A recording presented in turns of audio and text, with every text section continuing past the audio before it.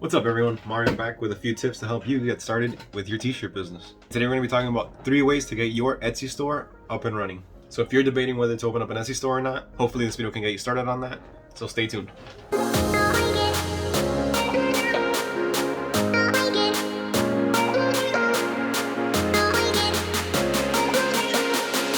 Before we get started guys, make sure you hit that subscribe button so you don't miss out on any future content that can help you start your own t-shirt business, decal business, crafting business, or anything in that nature.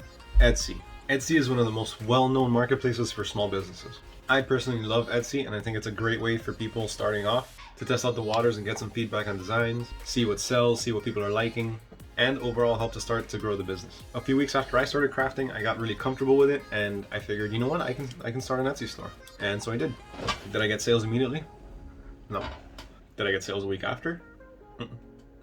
Did I get sales a month after? Mm-mm. What could I have done to get more sales quicker? Little by little, I started to implement these little tips I'm about to give you, and it helped me start growing my Etsy store. It helped me start getting more sales and more reviews. Let's get to it. 3 tips to help you grow your Etsy when starting. Let's go. So tip number 1, post. Post. When starting your Etsy store, you want to make sure you post more than 1 or 2 items. Yeah, you can start with 1 item, but don't get discouraged if that 1 item doesn't sell. So think about it. If you walk into a store, or if you go to an online shop that only has 1 item and doesn't have any reviews, are you going to trust buying from it? Probably not. You don't know how the quality is going to be. You don't know if the business is going to care if you get your item on time or if it's as described. There's a lot that influences someone's decision to purchase. What influences that? One of those big factors is trust. Now, how can you gain trust when you don't have the reviews? Make sure you have multiple items on there and make sure they are quality. Make sure that they have clean titles, clean pictures, and are fairly priced. Diversify what you're offering. You can't just have 1 black shirt with a design on it and expect it to just be a knockout. It might be a knockout for you, but for everyone out there, it probably won't be. Offer a few different designs, offer different color shirts, or different color decals. Whatever you're offering, offer different variations. And offer different products as well. You can start off with shirts, masks, decals, whatever you're selling, just mix it up.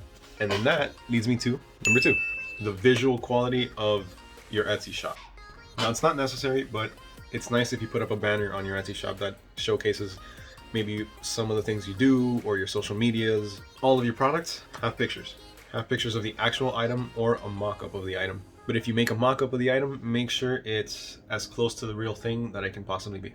If the title of the product is T-Rex phone case and you have only a picture of a T-Rex on a product page, what are people gonna see? What are people gonna get from that? They're only gonna see a picture of a T-Rex. They're not gonna know what the case looks like, what color the case is. Even if you say it's a black or white case, people are gonna wanna see it so they can get an idea of the shade of the white or how dark or how light the black is. People want details. Details. So make sure you have quality posts. It doesn't have to be professional grade photos, but make sure you have good lighting, you can see the details. Speaking of that, make sure you also have correct titles. On your titles, always put what it is and be somewhat descriptive. If you have a T-Rex case for an iPhone 10, put something like iPhone 10 T-Rex case. Don't just put iPhone T-Rex case. People are gonna look at that and they're just gonna think it's super generic and they're not even gonna think that it's for their phone. They might think it's for the newest iPhone or they might think it's for the oldest iPhone. They'll most likely just scroll right through it because again, it's not a very thought out post. It's not a very thought out title. So if you don't put some thought into your title, people aren't gonna think about looking at your product. So take into consideration what you would do when you see something like that. Would you scroll right past it or would you actually be intrigued by it and click on it? Most likely if it has just a very generic name that doesn't stand out with a very basic picture, you're just gonna scroll right.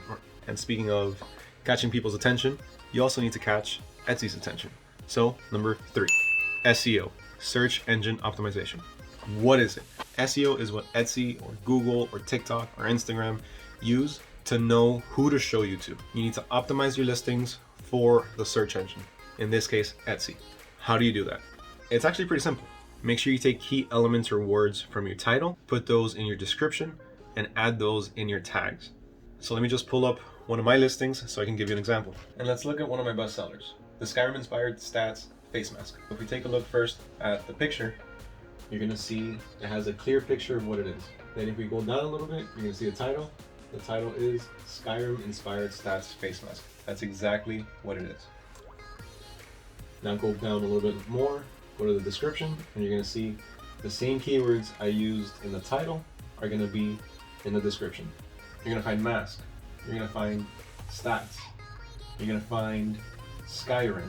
You're gonna find mask again. And then if you go down a little bit more, you're gonna find again mask, face, cover, Skyrim, and a few other relating tags such as Bethesda, Fallout, things that kind of relate to it that other people might be interested in. Here's a quick little bonus tip. Be patient and do not get discouraged. It's hard sometimes. It's going to take a lot of trial and error. You're going to find out what works for you, what doesn't work for you, what you're good at making, and what you're probably not that good at making that you can definitely improve on. Make sure you keep quality posts, quality pictures, quality descriptions, quality titles. Sometimes it takes a while to start getting started on Etsy. Sometimes it might take a month or 2 months before you get your first sale. A lot of the times after that, once you start to get reviews and once you get your first sale, that's when the ball starts rolling and more people have the confidence to purchase from you. Make sure that those first few sales, the quality on your product is top notch.